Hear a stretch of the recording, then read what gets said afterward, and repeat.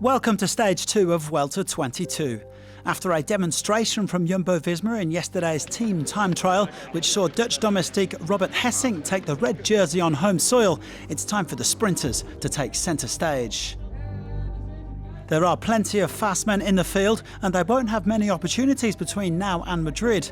On paper, the Belgian champion Tim Merlier is the man to beat. We have Groos, we have Akkerman, we have Bennett, we have Herben Thijssen, we have Hater. Yeah, we have a lot of sprinters, so it will be like always really hectic, and let's hope I can ride my sprint like I want, and then I have a lot of confidence.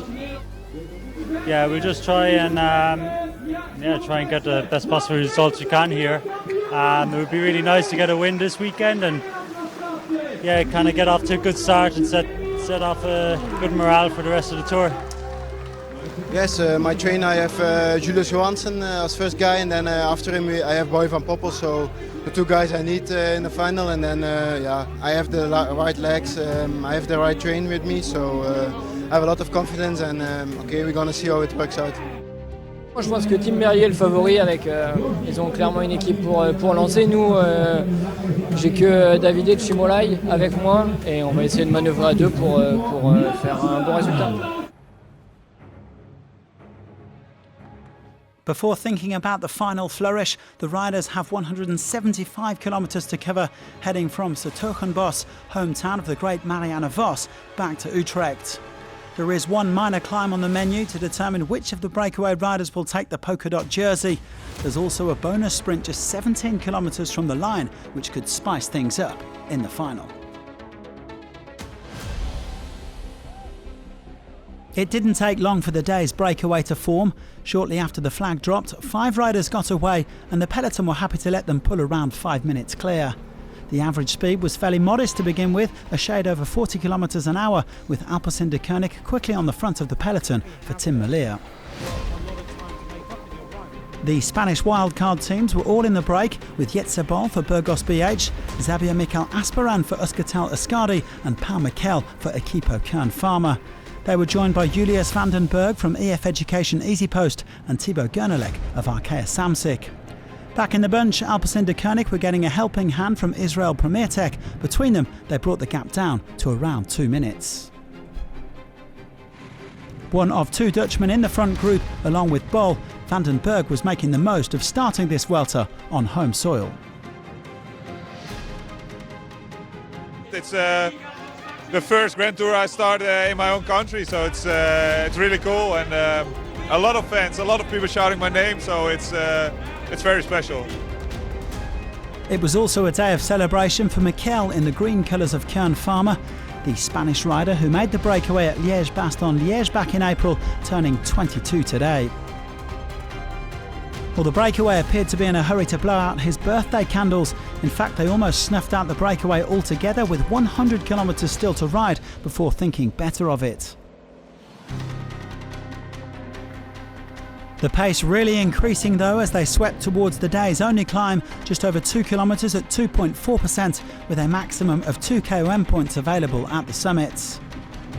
Gernelec was the first man to step on the gas in the breakaway, with van den Berg quickly on his wheel. Well, those 2 riders would prove the strongest on the climb, and it was the Dutchman in pink who ended up securing the polka dot jersey.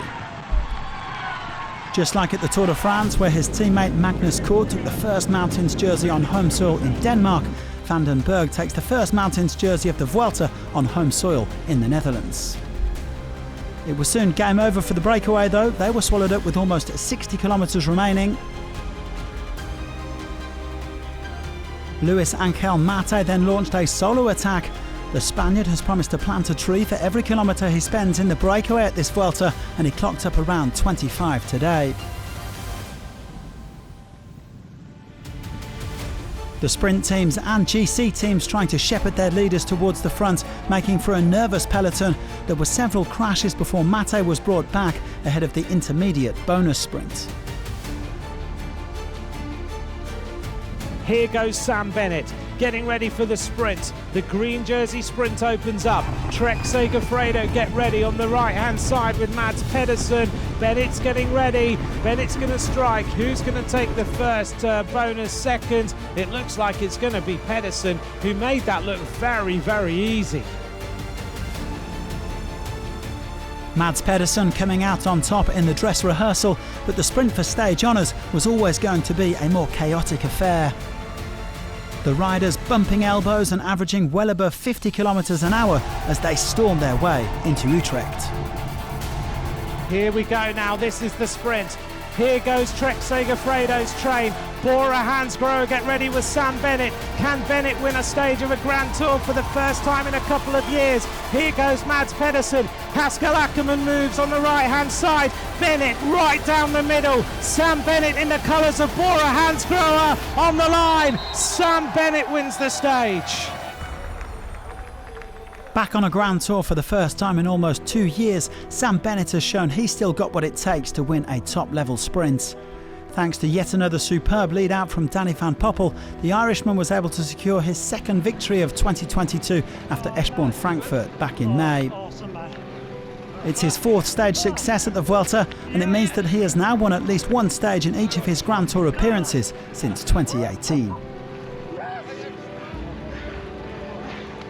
Down to the boys today. You know, they did a fantastic job bringing me to the intermediate. We tried to just collect points. We didn't try to go for the actual first place in that. Kind of keep the legs for the actual final. I knew I'd do it again. It's just a matter of getting the right legs.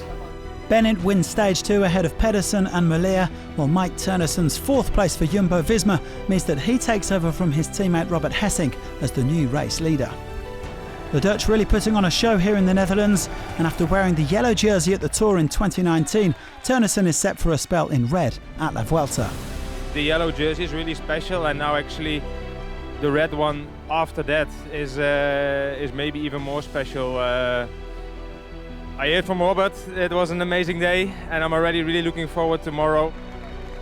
Bennett also goes top of the green jersey standings at 17 points ahead of Pedersen. The Dane claims that he's not here to fight for the points classification, but to target stage victories, and he should have another opportunity tomorrow. Another Dutchman, Julius van den Berg, will be in polka dots tomorrow after he outmuscled France's Thibaut Gernelec on the day's only climb.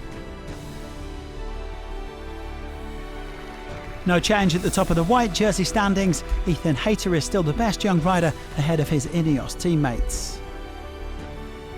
The peloton will enjoy their third and final outing on Dutch soil tomorrow with a long stage of almost 200 kilometres around Breda, which will probably end with another bunch sprint.